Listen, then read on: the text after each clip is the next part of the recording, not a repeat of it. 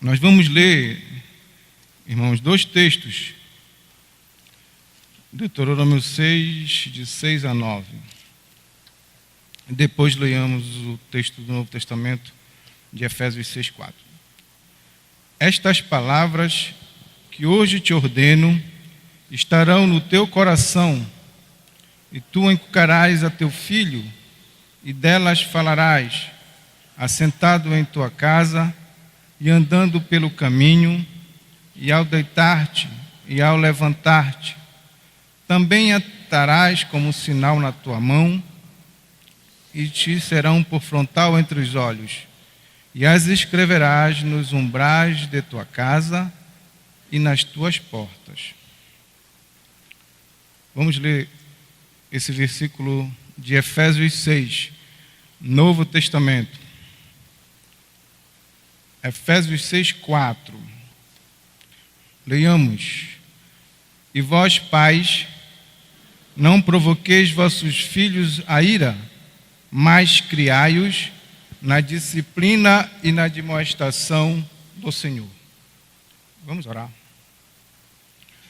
Senhor, nós mais uma vez te damos graças por esse momento, por essa manhã, e principalmente pelo dia que o Senhor mesmo estabeleceu para que o teu povo, Senhor, pudesse se reunir e de forma bem inteirada, direta, possa ouvir a tua voz e também louvar o teu nome como já fizemos nessa manhã.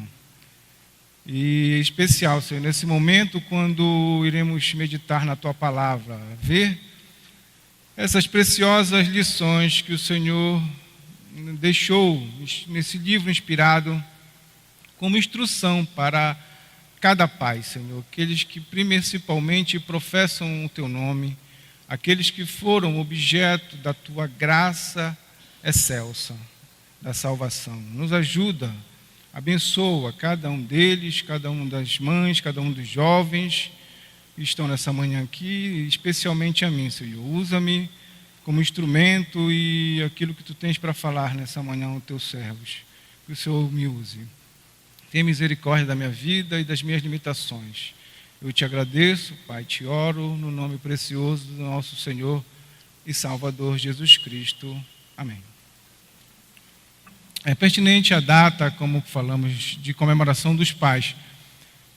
Inclusive, de manhã a gente comentou e alguns irmãos disseram que os dias dos pais não se dá tanta importância para essa data comemorativa. E é verdade, até o mercado não joga tanta importância na data dos dias dos pais. E fica uma coisa meio que os pais não têm tanta importância, é um pouco menos valorizado nas comemorações na escola.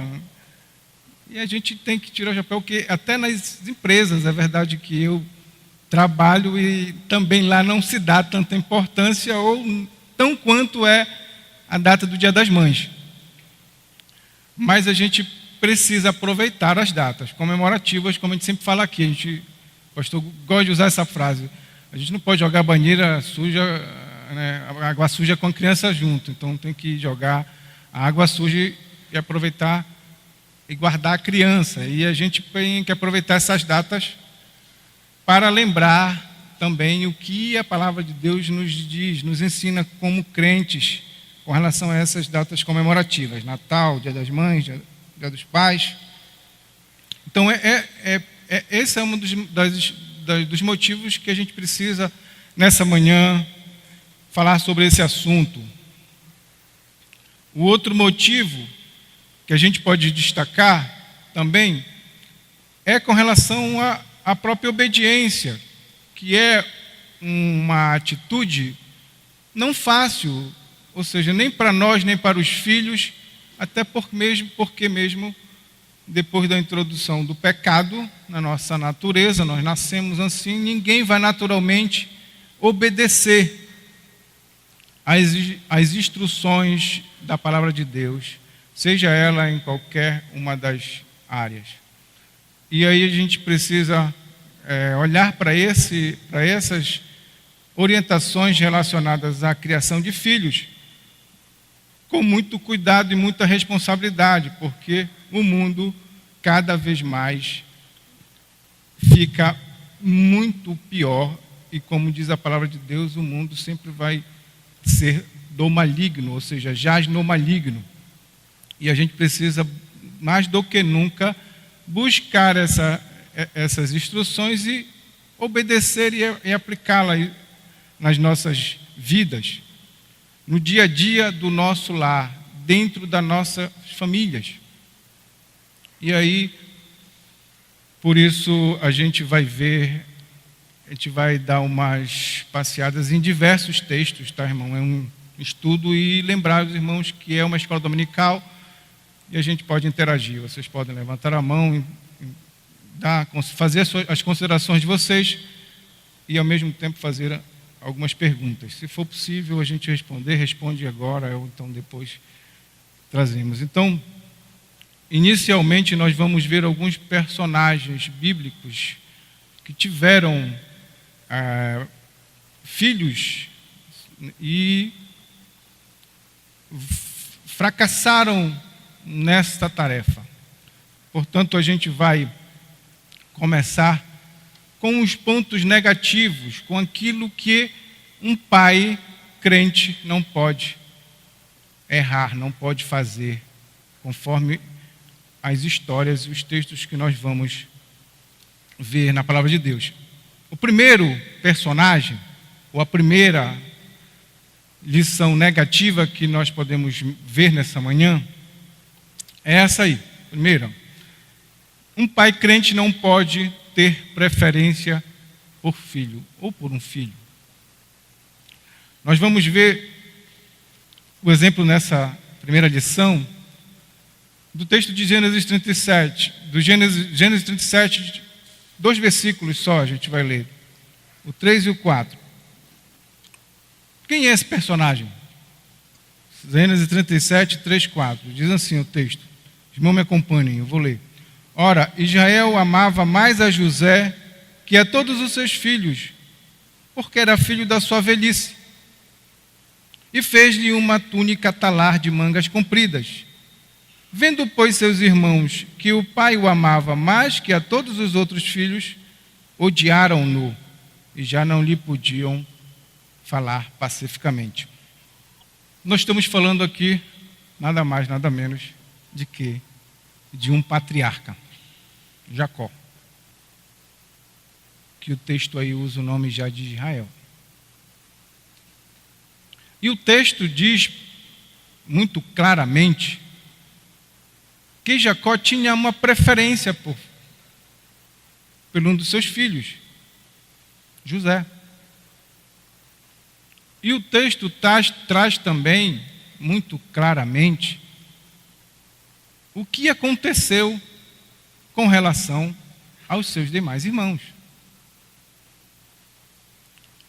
Aí a gente olhando para o texto, vai ver que tem aí a palavra odiar.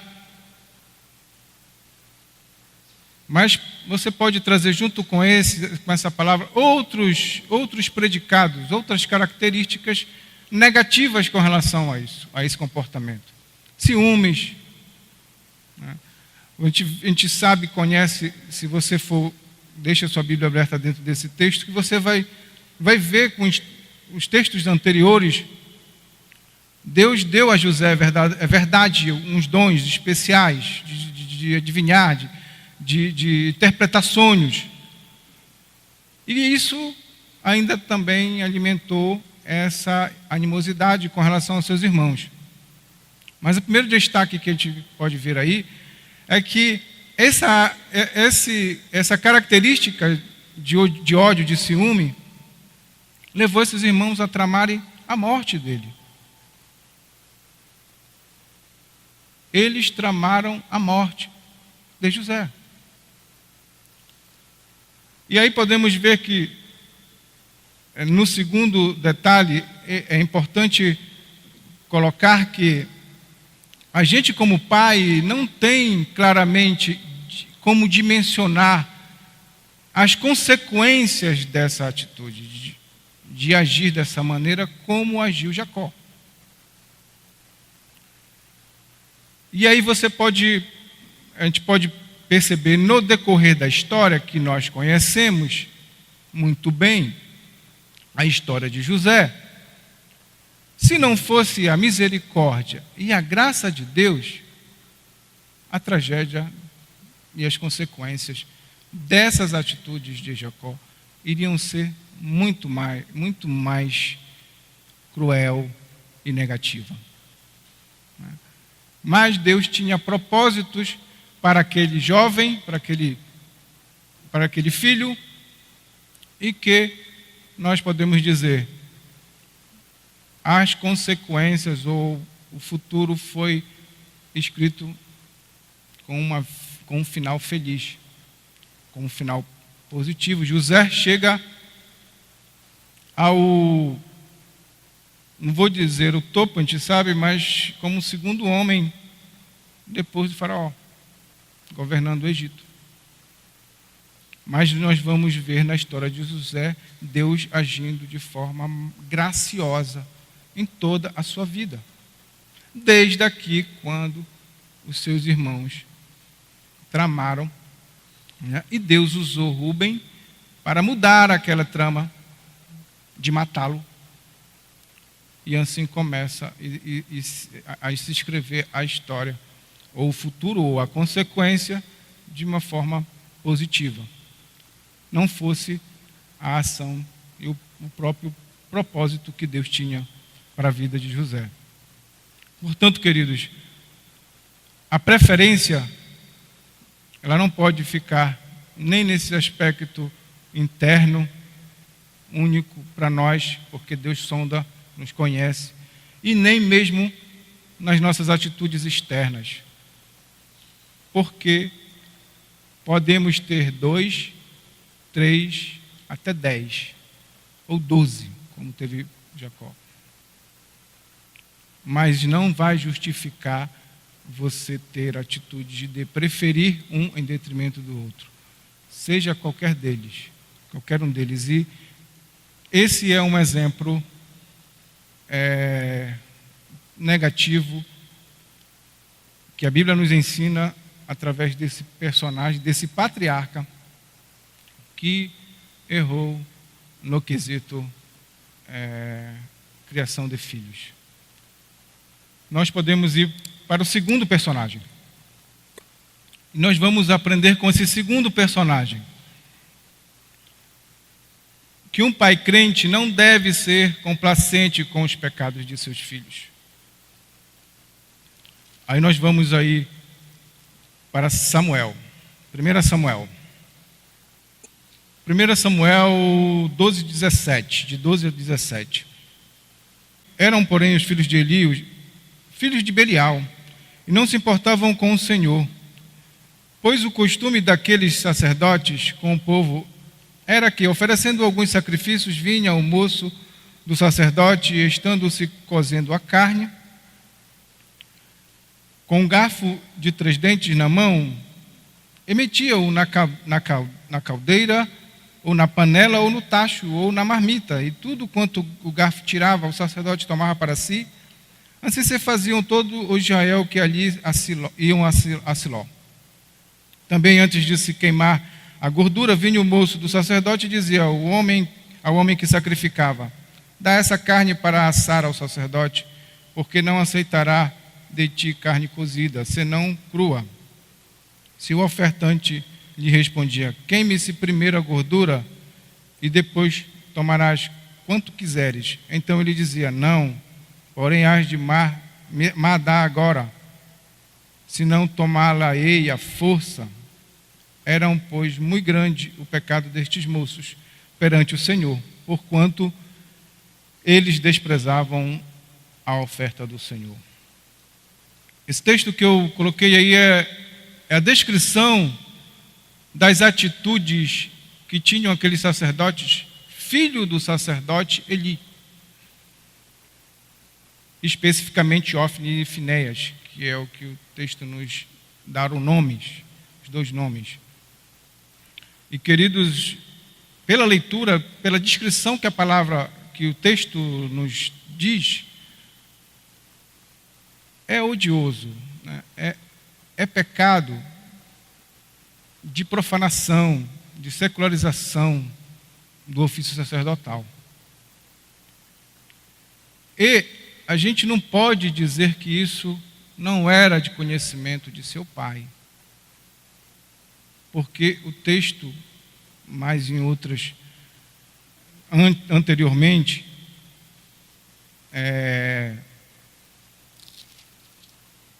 ou posteriormente, no versículo 22, vai falar que ele tinha conhecimento, porque todo o povo falava das atitudes desses sacerdotes. Era de conhecimento público até a maneira de como eles se comportavam. E por causa desses boatos, que não eram boatos, eram verdades, ele até chega a repreendê-los. Mas a gente percebe que é uma repreensão branda, superficial, não profunda como requeria tal pecado. A gente sabe que esse sacerdócio era passado, porque a palavra de Deus prescrevia que esse ofício teria que ser passado familiarmente ou hereditariamente. Portanto, Eli tinha que ter muito cuidado para passar esse bastão para os filhos.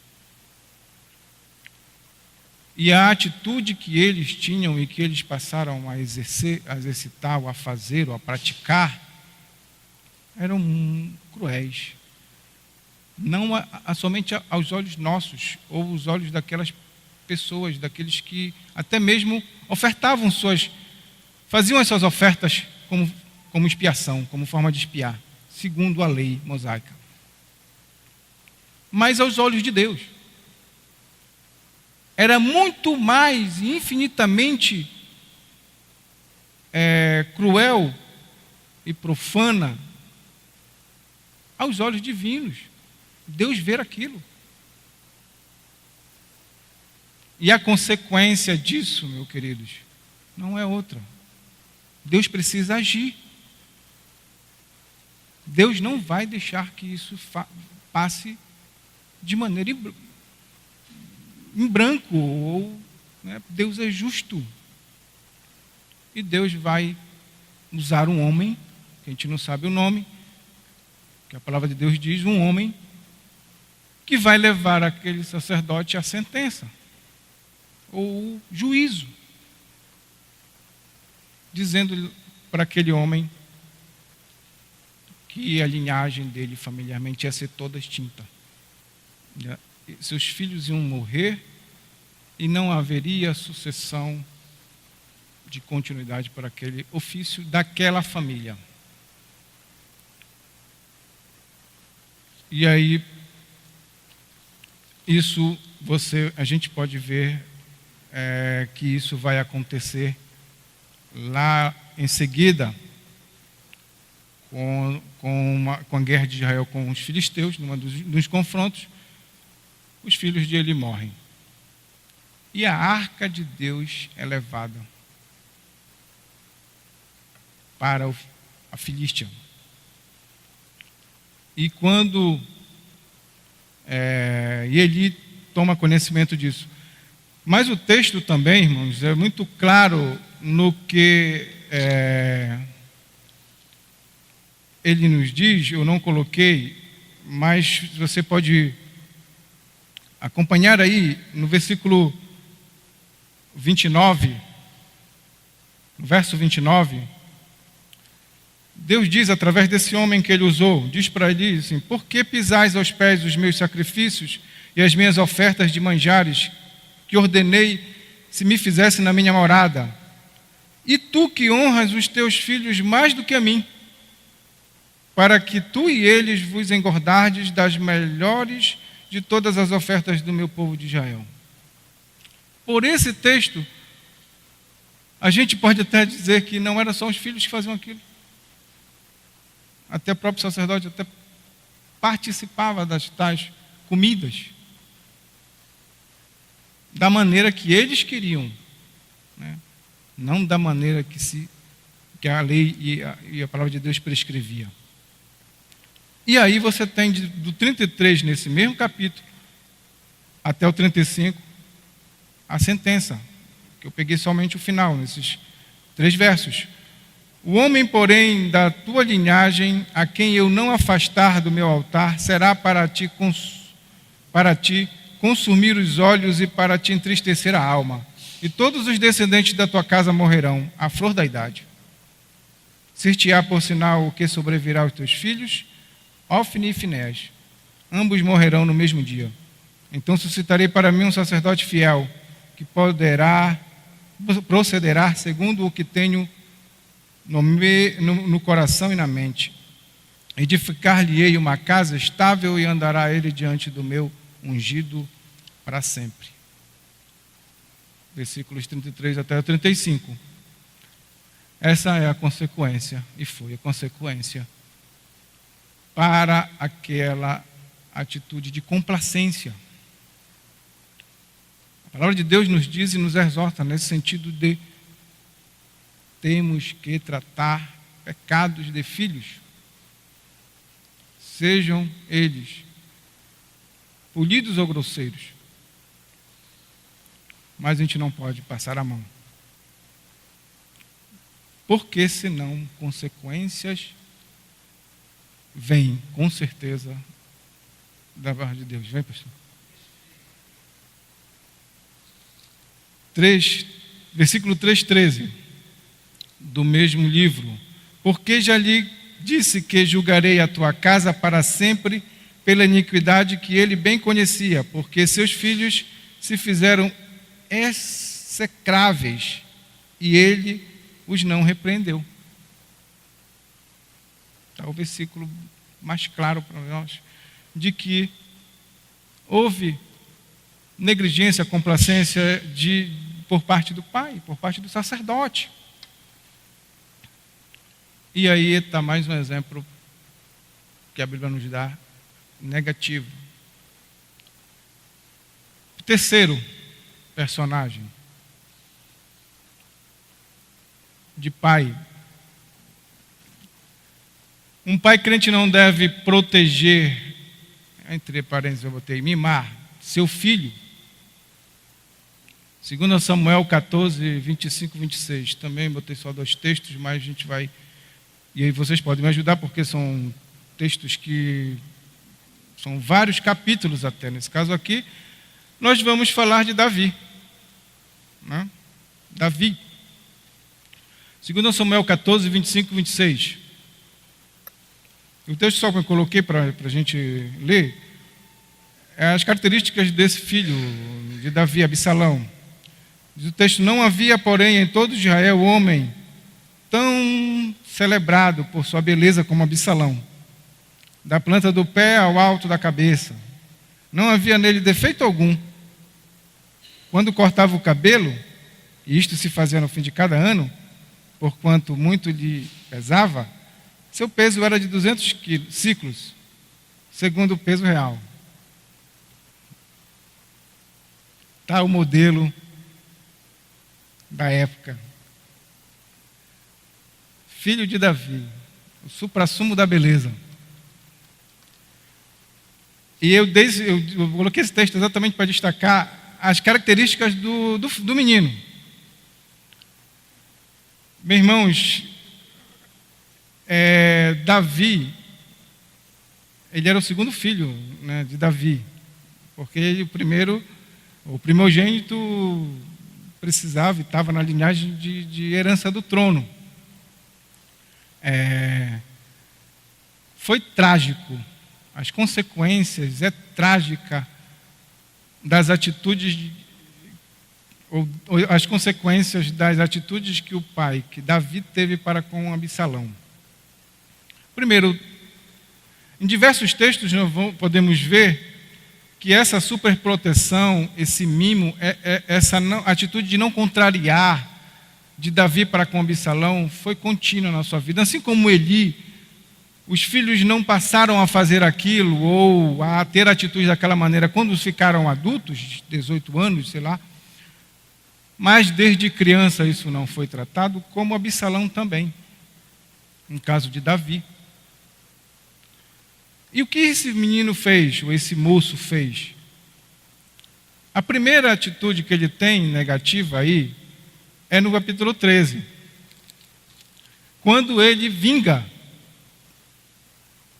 a agressão ou estupro, como podemos ver, com relação à sua irmã Tamar. E ele trama a morte de Aminon, seu irmão.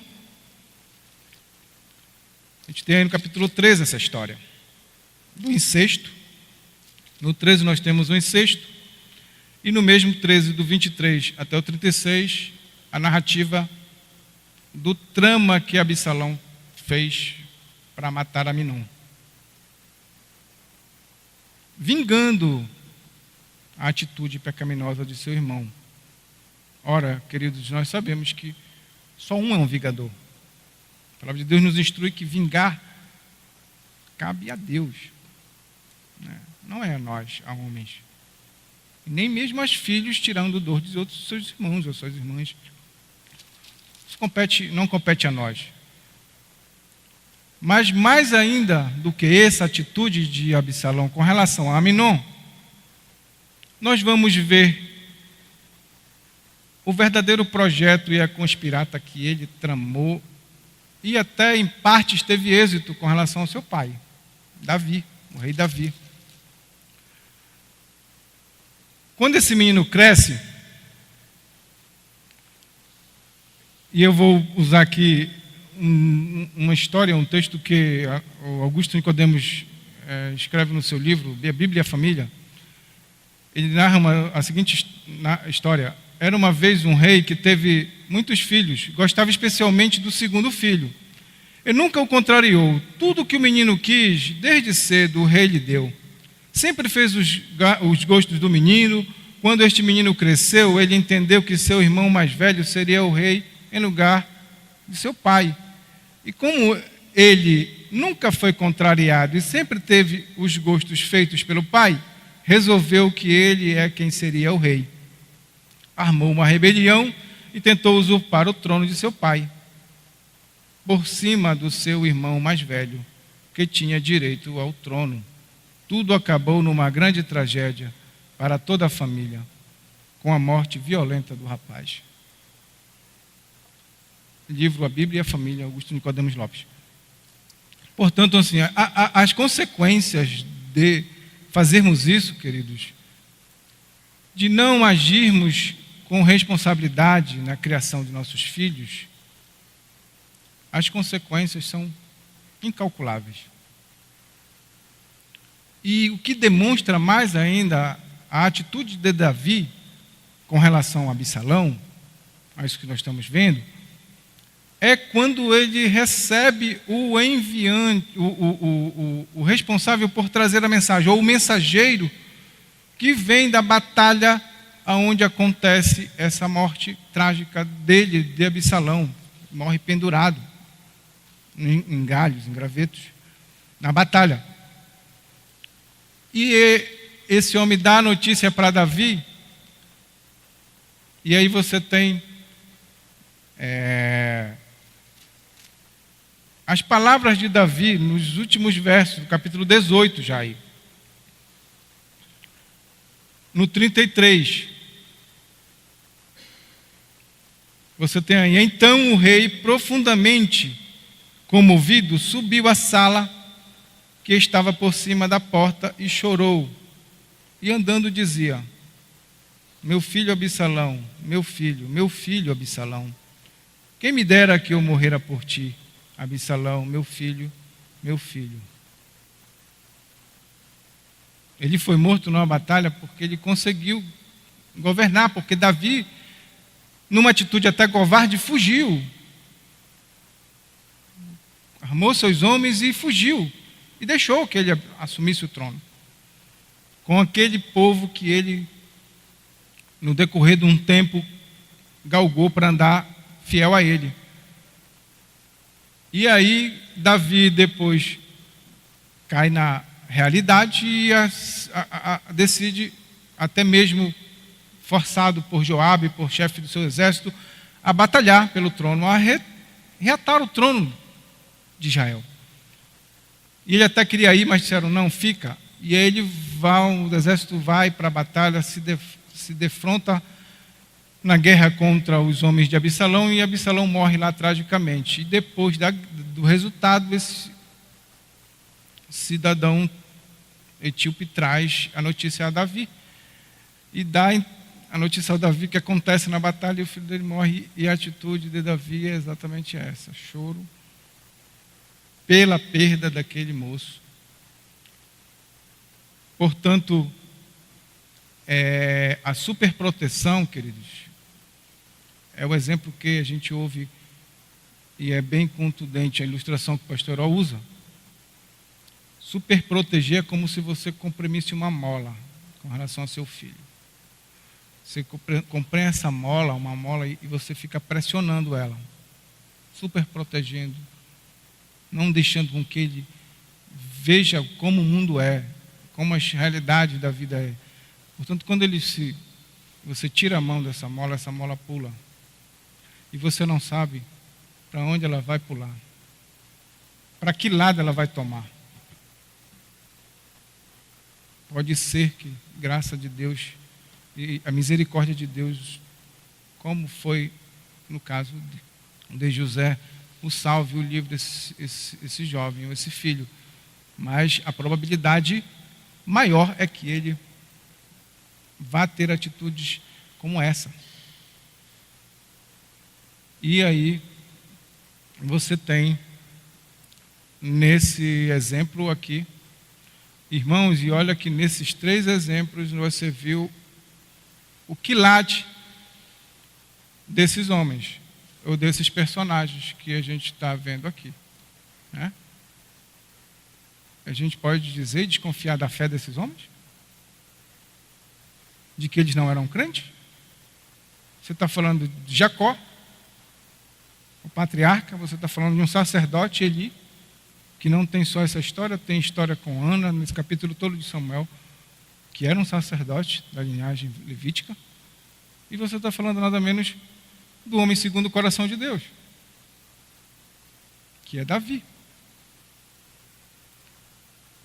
que eram homens como nós, carne e osso, pais como nós, e que precisamos realmente olhar para essa história. Isso eu sempre veio à minha mente quando se chega nessas datas de paz, né? Eu sei que o liturgo, e eu gosto do texto que ele leu, eu gosto muito, né? É meu preferido também, né? A história ou a vida de Jó. Mas a gente precisa olhar para essas histórias negativas também. Essas histórias que não deixam de nos ensinar muita coisa. Aquilo que não devemos fazer com relação à criação de nossos filhos. E essa parte negativa eu queria até concluir com o Novo Testamento, o texto que nós lemos inicialmente. Só a parte A do texto. Um pai crente não deve procurar ou provocar a ira de seus filhos. Essa é a 4ª instrução para nós. Efésios 6, verso 4. Só a parte A. E vós, pais, não provoqueis vossos filhos a ira. Os exemplos todos que nós vimos do Velho Testamento e de personagens. No Novo Testamento, é verdade, existem muitos, diversos, mas a gente tem que pegar aquele que até tem mais contundência. Eu acho que esse aqui nos ensina muita coisa. O apóstolo Paulo nos ensina muita coisa. E Efésios é um dos textos clássicos com relação à questão família. E aí, a gente tem aí o não provocar a ira dos filhos. E o que é não provocar a ira dos filhos? Existem muitos ou diversos pontos de vista relacionados aqui a esse termo que o Paulo usa nesse texto, nessa primeira parte do verso. Eu trouxe, basicamente, aí para a gente dar uma conversada, em 4 pontos somente. 4 pontos de vista, mas existem muitos outros, né? Que isso pode ser também utilizado ou usado. O primeiro motivo que você não pode ter, ou a primeira atitude que não pode ter, é usar impropriamente a sua autoridade.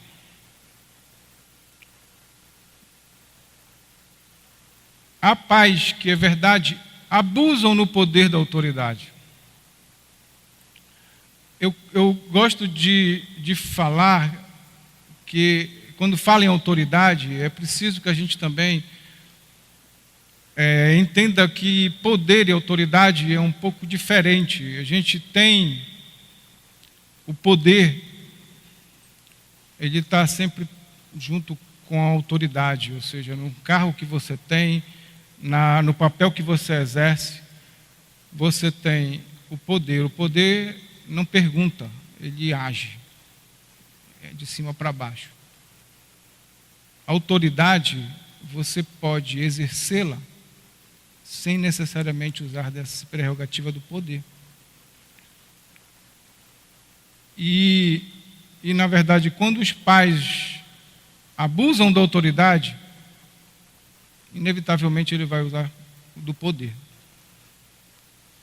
E dependendo do grau, com certeza ele vai errar, vai se exceder. E aí você tem um dos motivos de provocar a ira nos filhos, que o apóstolo nos exorta aqui e nos repreende com relação a que não devemos fazer. Portanto, o excesso, o uso inapropriado desse papel de pai, usando isso de forma equivocada, você vai provocar as reações negativas dos seus filhos, ou até mesmo reações pecaminosas relacionadas a eles. O segundo motivo que eu coloquei aí, né, para a gente ver, é o exagero na punição física, ou na correção física de seu filho. Quando a criança falha no seu pecado, e que é um pecado, uma falha que necessariamente precisa da correção física, você não pode ir além do grau. Certo? Então, essa aqui é uma das questões mais difíceis. Eu reconheço como pai, e na minha experiência, é a coisa mais difícil que tem para nós. Não é compreender intelectualmente, porque é fácil a gente compreender isso, lendo os livros e estudando, não só lendo a Bíblia, mas estudando os livros que falam sobre o tema. Mas é na atitude, é no momento. Você aprender que você não pode corrigir seu filho com raiva, exaltado, descontrolado. Ou como é que você vai repreender seu filho se você não está com ânimo sereno? E eu, quando ouvia o pastor falar isso, dar as instruções práticas, como que eu vou fazer isso? Mas as meninas podem dar testemunho de como elas eram repreendidas, até quando já entendiam.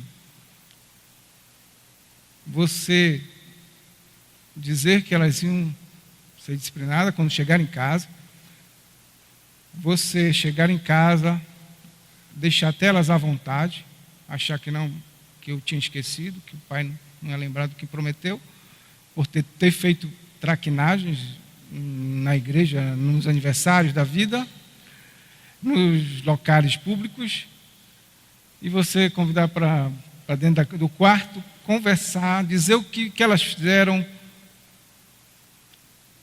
colocar na cabeça delas que elas estavam erradas, que elas fizeram aquilo errado e que elas precisavam ser corrigidas. E beleza, serenamente, você pegar, que eu não pegava a sandália havaiana não, como o pastor diz, era um cinto de couro macio, todo traçado. Tirava a roupinha e metia-lhe. A Luísa era mais tranquila, ela rápido se quebrantava. A Ana Lídia era mais dura e eu tinha que bater mais forte. É assim, entendeu? Na prática, gente, isso é mais difícil para mim, como pai, a experiência que eu digo para vocês e compartilho aqui. Foi aprender a fazer isso, porque errei também em momentos, bati de forma inapropriada, com raiva, e bati errado, e teve que pedir perdão a elas, isso foi com a Bia. Já com as duas eu precisei aprender, porque eu não podia fazer assim. Mas é assim, depois de tudo isso, vamos orar. Né? Temos que orar. Portanto, o corretivo físico, diz a palavra de Deus, está aí, ó. Provérbios 19, 18. Ele nos alerta, ele nos dá essa trava. Castiga teu filho enquanto tem esperança, mas não te excedas a ponto de matá-la. É até forte essa palavra, né, do texto de Provérbios, matá-la realmente. Matá-la, mas não é não fisicamente, o texto quer dizer, mas matar outros tipos de coisas. Mas a palavra de Deus nos dá essa advertência, mas ao mesmo tempo a gente vai ver depois, lá na frente, que tem muitas outras instruções nos autorizando e nos até exortando a fazer esse corretivo físico, porque o texto diz aqui, diz uma palavra interessante, a esperança, porque existe a idade certa para você fazer isso no seu filho. As meninas não apanharam, que eu lembro, pelo menos, depois de adolescentes. Eu tive que repreender fisicamente quando elas estavam com a idade de até 10 anos, por aí. Então, existe um momento, você não pode perder esse tempo. Né? Não que elas não vão precisar, mas vão precisar de outros expedientes. Quando adultas, quando jovens. E eu coloquei aí uns slides, a famosa lei da palmada, para contrariar aqui aquilo que a gente está vendo nesse segundo ponto. A conhecida lei da palmada, que veio depois já da instituição do ECA, veio para dar uma corrigida no ECA, entre aspas, né? Eu coloquei na íntegra, pode estar pequeno, eu vou ler um texto rápido para vocês do artigo 18, que é o que trata, que diz com relação a essa questão do corretivo físico nas crianças. A criança e o adolescente têm o direito de ser educados e criados sem uso do castigo físico, ou de tratamento cruel, ou degradante, como formas de correção, disciplina, educação ou qualquer outro pretexto, pelos pais, pelos integrantes da família, ampliada pelos responsáveis, pelos agentes públicos executores de medidas socioeducativas, ou por qualquer pessoa encarregada de cuidar deles, tratá-los, educá-los e protegê-los. Parágrafo único. Para o fim desta lei, considera-se castigo físico, ação de natureza disciplinar ou punitiva aplicada com o uso de força física sobre a criança ou adolescente que resulte em, primeiro, A, sofrimento físico, B, lesão. Aí, ponto 2, trata-se tratamento cruel ou degradante, conduta ou forma cruel de tratamento ou em relação à criança e ao adolescente que A, humilhe. B, ameace gravemente. E C, ridicularize. Isso é o que o Estado nos impõe, nos coloca com relação a essa questão do corretivo físico em nossos filhos. Então, a questão aqui é, o que importa a nós? Né?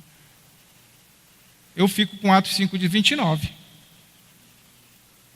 Importa obedecer a Deus, não aos homens. Então aqui você vai ter exatamente o ônus do discipulado, o ônus da fé. Eu vou obedecer ao Estado, ou à lei dos homens, ou vou obedecer à lei de Deus? E diga-se de passagem, queridos, que até mesmo os psicólogos seculares já se pronunciaram depois de ver na história tragédias devido ao não uso desse expediente. Eles mesmos já deram a mão à palmatória, porque é preciso que você corrija seu filho, coloque limites, impunha isso, para que ele, quando adulto e cresça, ele saiba que em todos os lugares há normas, há muros, há coisas que ele precisa obedecer na vida.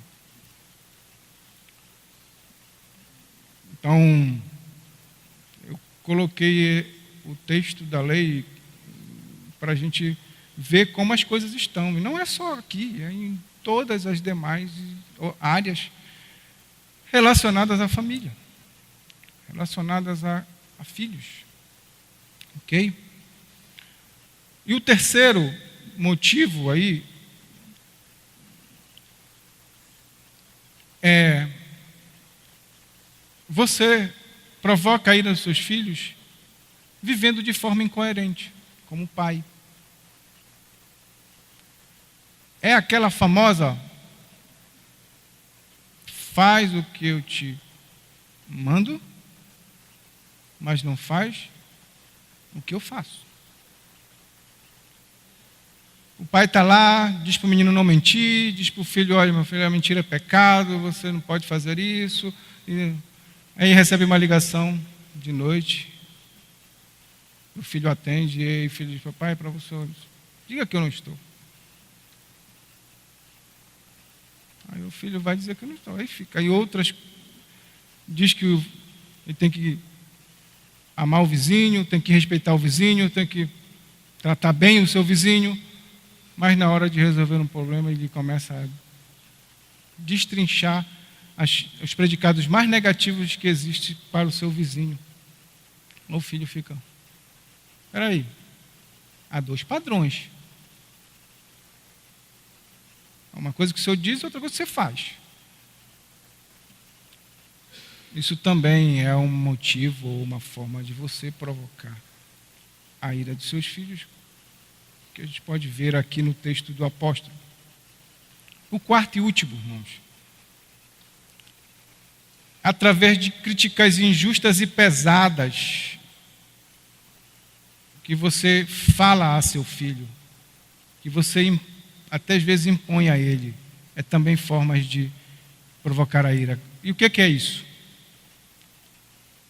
Muitas vezes você diz aquela frase: você nunca sabe quanto está custando o seu colégio, a sua alimentação, o seu vestuário, o seu transporte, o seu tudo. Aí você contabiliza lá.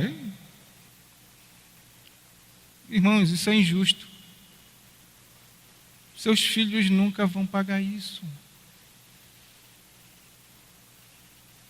Por que você vai falar e jogar isso a ele? Ou usar isso para querer que ele lhe obedeça?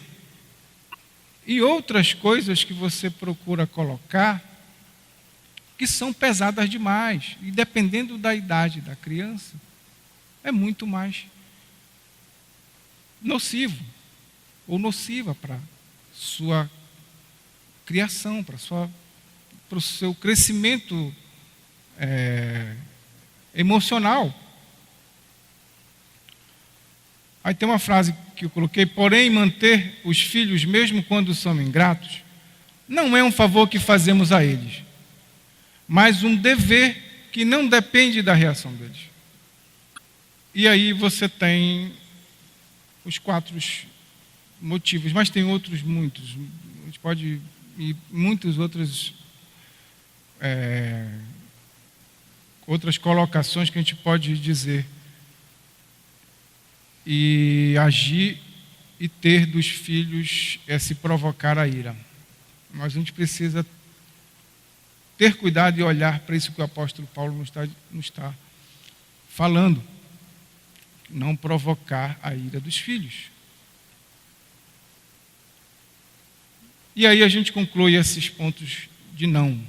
Não devemos. Né? O que não devemos fazer. E agora nós vamos para os pontos positivos. O tempo está curto. Primeiro ponto positivo, é o 5º ponto. Um pai crente deve criar e inculcar a palavra do Senhor na mente de seu filho. Você tem aí Efésios 6, 4, na primeira parte. É isso que a gente acabou de ver. Né? Nesse texto, no próprio a adversativa, há uma preposição aí de mais, que é, quando ele dá a negativa, ele vai passar para a positiva. Certo? Mas criai-os na disciplina. E aqui nesse ponto eu queria ficar só no que é criar e usar também a palavra inculcar do texto de Deuteronômio. Olhando para primeiro essa palavra criar que usou o apóstolo, nós precisamos dizer que o apóstolo está se dirigindo e diga-se de passagem, Silas, mais palmada. O apóstolo está se referindo a pai homem. Esse termo que ele usou aí, e vós pais, não é o mesmo termo que ele usou no primeiro versículo, obedecei a vossos pais no Senhor. Aqui ele usou o texto gonés, a palavra gonés, que quer dizer pai e mãe. Mas aqui no 4, ele usa a palavra páteres, o termo páteres que vem de pater, masculino pai, que do pater, que é traduzido para o português como pai, homem. Portanto, isso aqui que o apóstolo está dizendo nesse verso é para nós especificamente, não é para as mães. E aí você tem a questão de por que é para nós homens. Porque o texto também de Deuteronômio, quando ele fala em inculcar, ali também o autor dirige-se ao homem que era o sacerdote do lar, que era o líder da família, e que até hoje ainda é o homem. Né? Esse princípio não muda. Então, Deuteronômio, quando fala que a tarefa do pai é inculcar nos seus filhos aquilo que ele aprendeu e que sabe, de forma repetitiva, ele está se dirigindo ao homem especificamente, à figura paterna. E aí você tem o apóstolo também colocando aos homens a principal responsabilidade da criação dos filhos, a nós, homens. Mas que na prática, muitas vezes, os pais ignoram e esquecem disso, e muitos pais acham que a tarefa dele, ou o papel dele, é só de colocar comida para dentro de casa. É só dar o comer, o vestir, o restante é com a mãe. É por isso que a frase do pastor Heró, que ele está dizendo para a gente repetidamente agora, mãe é mãe, o resto é pai. Porque a mãe cuida do dia a dia mais intensamente com os filhos. Mas a responsabilidade do pai de corrigir, de disciplinar, dessa criação aqui, do criar, do inculcar aquilo que é de Deus, aquilo que é a palavra de Deus aos filhos, é do pai. E até mesmo de fazer essa correção física que nós falamos agora, de forma mais intensa. É interessante essa figura do pai. A mãe, ela vai corrigir, ela vai, mas ela tem uma tarefa delegada pelo pai. O pai está ausente, a mãe assume, corrige, faz tudo aquilo. E ela faz disso de forma mais intensa. Mas o pai, ao chegar em casa do trabalho, ou seja, ele assume o papel dele. E o que acontece aqui é que quando o pai chega, não, eu estou cansado, eu não tenho que fazer isso mais, eu tenho que descansar porque meu trabalho amanhã me exige que eu acorde cedo e vá trabalhar. Errado, irmãos. Essa tarefa não podemos passar às nossas esposas, nem às nossas empregadas, nem aos avós, nem aos avós, ninguém pode ser delegado. A responsabilidade de criação primária é dos pais homens.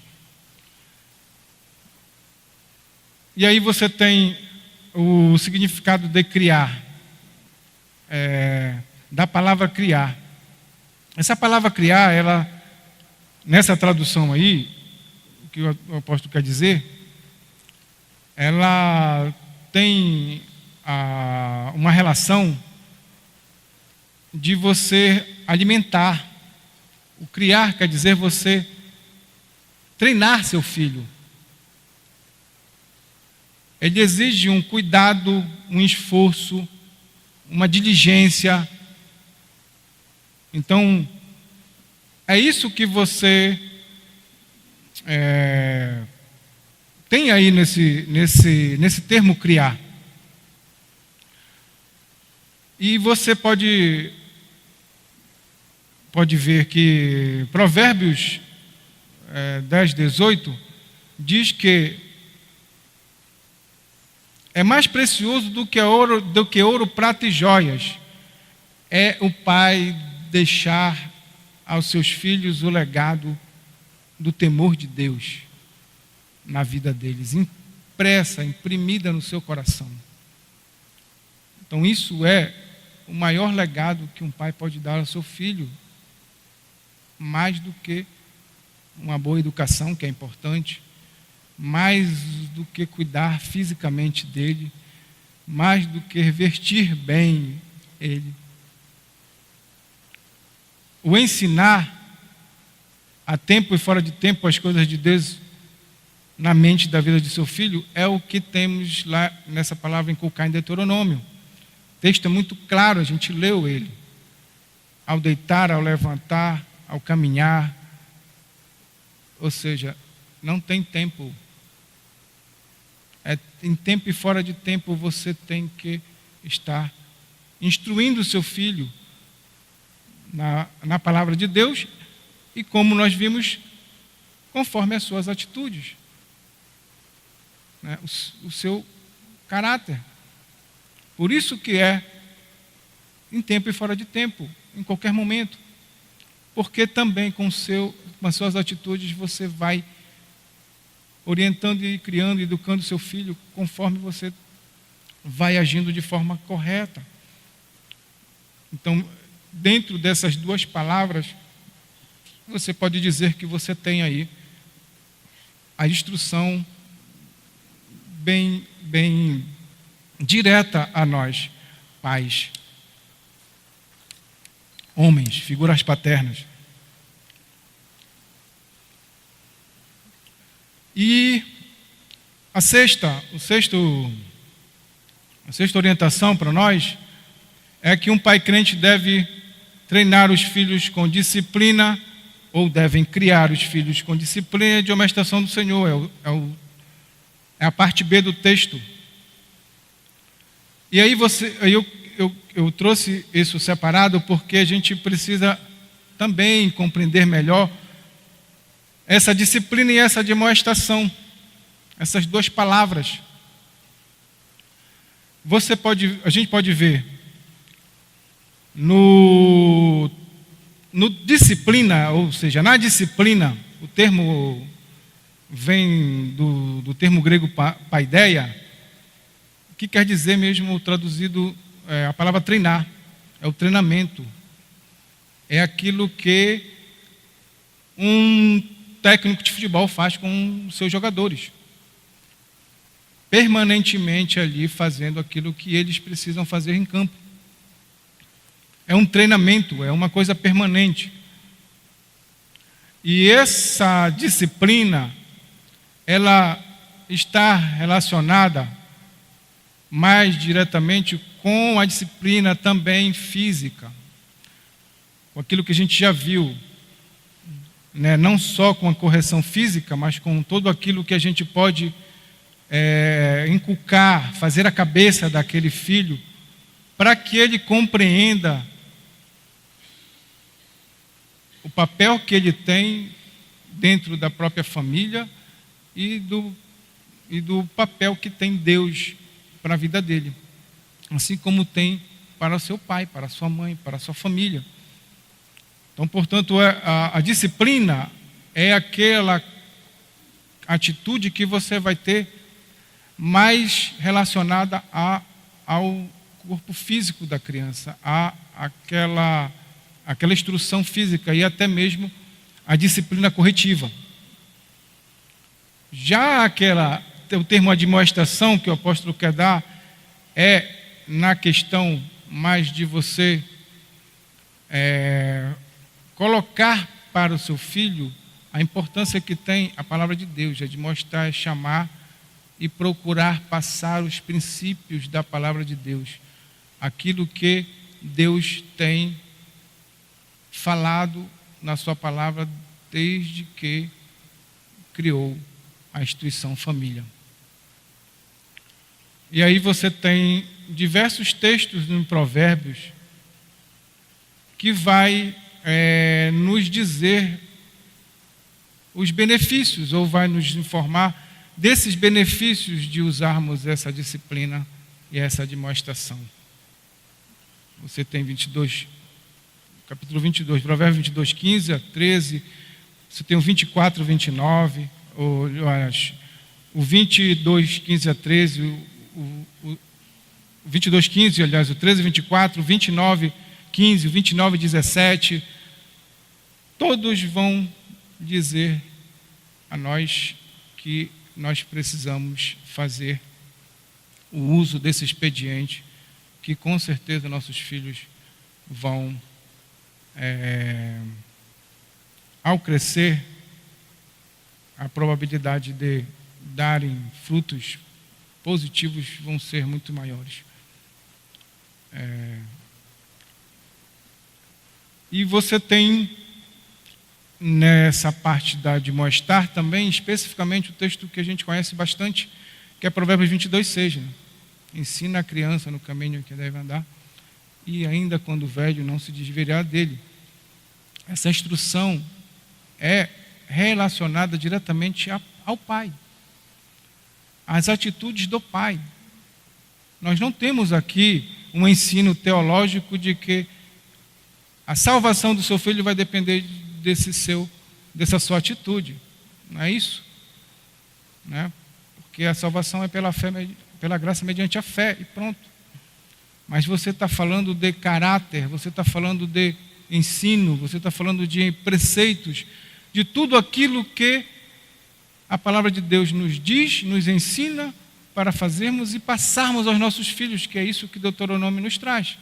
É a herança, é aquele bastão que temos que fazer, temos que passar. Que naqueles exemplos negativos nós vimos que os pais não fizeram com os filhos. Então você tem aí esses dois termos diferenciando, ou sendo diferenciado, porque se fossem enfeite ou palavras sinônimas não estariam colocadas lado a lado pelo apóstolo. E assim, para encerrar, irmãos, eu queria ler a parte final da nota da Bíblia de Genebra, Família Cristã, que diz o seguinte: a família foi instruída para funcionar como uma unidade espiritual. A Páscoa no Antigo Testamento era uma cerimônia da família. Êxodo 12, 3. Josué estabeleceu um exemplo quando disse: eu e minha casa serviremos ao Senhor. Josué 24, 15. As famílias se tornaram as unidades de dedicação cristã nos tempos do Novo Testamento.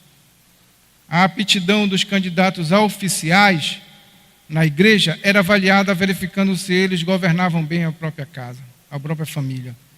Desenvolver uma vida familiar forte é sempre uma prioridade no serviço de Deus. E aí você pode dizer a nós, pais, está aqui a principal tarefa nossa. Eli era sacerdote do Deus Altíssimo, ele estava a serviço de Deus naquele ofício. Mas existe o ofício para todos nós pais, que é ser sacerdote do nosso lar. Ele pode ter ido bem quanto o ofício na congregação do Senhor, mas no sacerdócio familiar ele caiu e caiu feio. E nós temos que aprender com isso, porque cabe a nós estar sobre os nossos ombros a responsabilidade de sermos bem-sucedidos com relação a nossos filhos. E é a nós, pais, que hoje temos essa data comemorativa, você refletir sobre isso e pensar de como naqueles que estão ainda com filhos nessa idade, para que possam ouvir isso, agir assim, e aqueles que já passaram possam refletir aonde erraram e chegar com o filho. Ainda há tempo de pelo menos dizer que errou, se equivocou e pelo menos mudar a postura hoje quanto pai. Não só com seus filhos menores, mas com seus filhos jovens.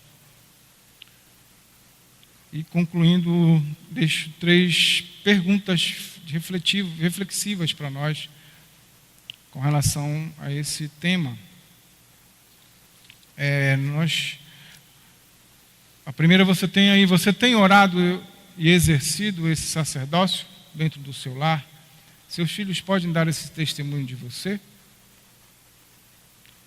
A segunda, você tem procurado conduzir a criação de seu filho ou da sua filha como prescreve a palavra de Deus?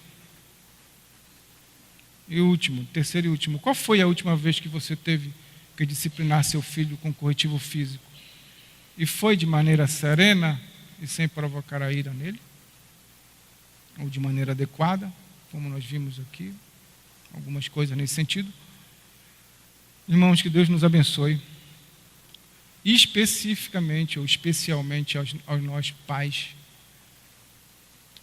que possamos procurar ter essas instruções até mesmo exortativas e até mesmo imperativas da palavra de Deus, para que possamos pelo menos dizer: a minha parte, eu posso dizer, eu fiz 80%, 90%, até 100% como pai, porque Deus vai cobrar de mim. Se o meu filho, ao ser adulto, não segue a fé, se desvia, está hoje fazendo o que não agrada a Deus, mas isso ele não pode colocar na minha conta. É isso que a gente precisa compreender. Independentemente do que ele vai ser, crente ou ímpio, mas eu preciso fazer o papel que a Bíblia me pede, me autoriza e me exorta a fazer. Amém? Vamos orar. Senhor, mais uma vez nós te agradecemos, Senhor, te bendizemos pelo que o Senhor é, pelo que o Senhor fez, faz e ainda irá fazer no meio dessa família, essa instituição que o Senhor mesmo criou, e por isso cremos que jamais haverá descontinuidade dela na face da terra, enquanto o Senhor Jesus, teu Filho, não voltar, e que o Senhor possa abençoar cada um dos pais, a mim e cada um daqueles que estão aqui nessa manhã, nessa árdua tarefa de criar filhos, Senhor. Principalmente a esses também jovens papais que estão agora passando e começando essa carreira, essa experiência da paternidade, Senhor. Dá a eles sabedoria, discernimento, compreensão e principalmente as orientações da Tua palavra, objetivas. Abençoa nessa manhã cada um de nós, cada família que aqui chegou e leva-nos, ó Deus, em nossas casas em paz e nos traz à noite, mais uma vez, para que adoremos, cultuemos o Teu nome, porque só o Senhor é digno de receber toda a honra, todo o louvor e toda a glória. Nós te oramos com o perdão dos nossos pecados, no nome do Teu Filho amado, o nosso Salvador Jesus Cristo. Amém.